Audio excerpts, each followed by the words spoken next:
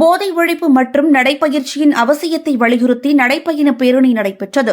இதில் 500க்கும் மேற்பட்ட மாணவர்கள் பங்கேற்று உறுதிமொழி எடுத்துக் கொண்டனர்.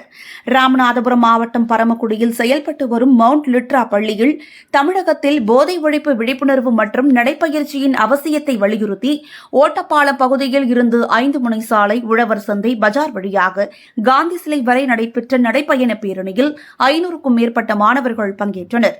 இந்த பேரணியில் போதை விழிப்புணர்வு குறித்து துண்டு பிரசுரங்கள் வழங்கியும் நடைப்பயிற்சி மேற்கொள்வதால் இருதய ஆரோக்கியம், எடை மேலாண்மை, மனநிலை மேம்பாடு, மூட்டு ஆரோக்கியம், எலும்பு அடர்த்தி, செரிமானம், நல்ல தூக்கம் ஏற்படும் என பலன்களை எடுத்துரைத்து வந்தனர்.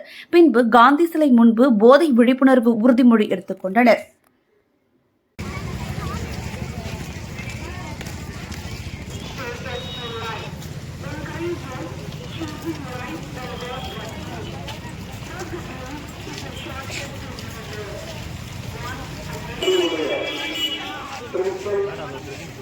திருமதி பாரதி